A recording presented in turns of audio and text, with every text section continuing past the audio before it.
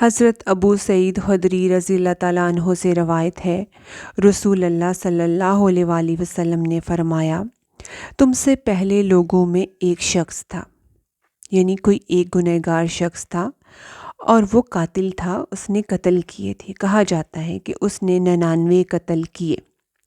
چنانچہ اس نے روئے زمین کے سب سے بڑے عالم کے بارے میں لوگوں سے پوچھا، یعنی کہ وہ اب توبہ کرنا چاہتا تھا، پلٹنا چاہتا تھا، تو لوگوں سے پوچھا کہ مجھے کسی بڑے عالم کے بارے میں بتاؤ۔ تو اسے ایک پادری راہب کا بتایا گیا۔ اس نے اس سے جا کر پوچھا کہ اس نے 99 قتل کیے ہیں، کیا اس کی توبہ قبول ہو سکتی ہے؟ اس نے کہا، یعنی پادری نے اس کو جواب دیا کہ نہیں، اس کی توبہ قبول نہیں ہو سکتی، کیونکہ اس نے تو بہت بڑے گناہ کیے ہیں۔ تو اس قاتل نے اس پادری کو بھی قتل کر دیا اور اس طرح اس کی تعداد 100 ہو گئی۔ پھر اسی قاتل نے لوگوں سے پوچھا کہ مجھے سب سے بڑا عالم بتاؤ۔ اب اسے ایک عالم کی نشاندہی کی گئی۔ اس نے وہاں جا کر اس عالم سے پوچھا کہ میں نے 100 آدمی قتل کیے ہیں، کیا اب میری توبہ قبول ہو سکتی ہے؟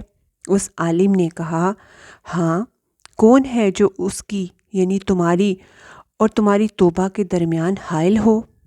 یعنی کہ تمہاری توبہ قبول ہو سکتی ہے۔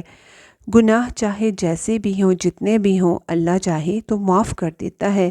تو توبہ کر اور جا فلاں زمین اور علاقے میں چلا جا، یعنی کہ اس زمین کو چھوڑ دے، اس علاقے کو چھوڑ دے۔ بلا شبہ وہاں کچھ ایسے لوگ ہیں جو اللہ کی عبادت کرتے ہیں۔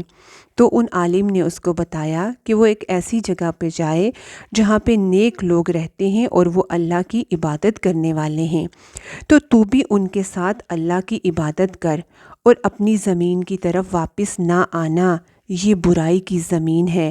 یعنی کہ اگر تم یہاں واپس آؤ گے تو جہاں پہ تم گناہ کرتے رہے، کہیں دوبارہ انہی گناہوں میں نہ پڑ جاؤ، تو ان نیک لوگوں کی صحبت میں رہو گے تو اللہ کے ساتھ جڑے رہو گے۔ چنانچہ اس آدمی نے نیکوں کی اس بستی کی طرف سفر شروع کر دیا۔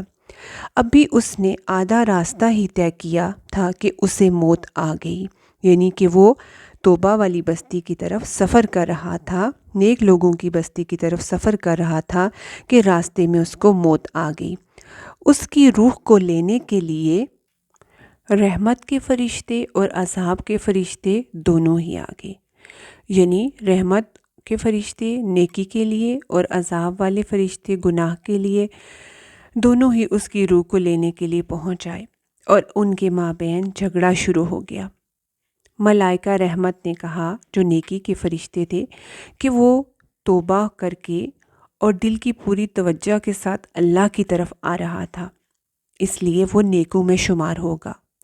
عذاب کے فرشتے بولے، اس نے کبھی بھلائی کا کام نہیں کیا، اس لیے وہ عذاب کا مستحق ہے۔ ان فرشتوں کے مابین یہ جھگڑا جاری ہی تھا کہ ایک فرشتہ آدمی کی شکل میں آیا، اسے انہوں نے اپنا حاکم بنا لیا کہ تم ہمارے بیچ میں فیصلہ کرو کہ ہم میں سے کون حق پر ہے۔ اس نے فیصلہ دیا کہ دونوں زمینوں کے مابین مسافت کو ناپو، یعنی جس علاقے سے وہ آیا تھا وہاں سے یہاں تک کا فاصلہ اور یہاں سے نیکوں کے علاقے کا فاصلہ، دونوں کی پامائش کرو۔ اس دونوں میں سے وہ جس کے زیادہ قریب ہو وہی اس کا حکم ہوگا۔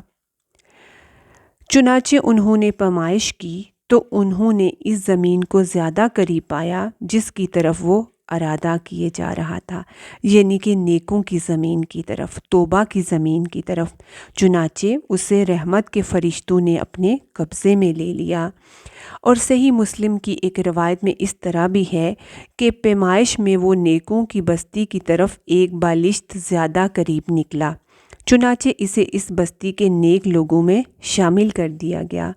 بخاری کی بھی ایک روایت ہے کہ اللہ نے اس زمین کو جہاں سے وہ آ رہا تھا حکم دیا کہ تو دور ہو جا، اور عرض صالحین جس کی طرف وہ جا رہا تھا کو حکم دیا کہ تو قریب ہو جا، اور فرمایا ان دونوں کے مابین فاصلہ ناپو۔ جب انہوں نے ناپا تو عرض صالحین نیک لوگوں کی زمین کی طرف سے اسے ایک بالشت زیادہ قریب پایا، چنانچہ اسے بخش دیا گیا۔ اس سے معلوم ہوا کہ گنہگار ترین شخص کے لیے بھی توبہ کا دروازہ کھلا ہے، اور اللہ تعالیٰ ہر ایک کی توبہ قبول فرماتا ہے، بشرطیکہ کہ توبہ خالص ہو۔ اور کسی آدمی کے لیے جنتی یا جہنمی ہونے کا حقیقی علم صرف اللہ تعالیٰ کے پاس ہے، اس لیے کسی مسلمان پر جنتی یا جہنمی ہونے کا حکم کسی کو نہیں لگانا چاہیے۔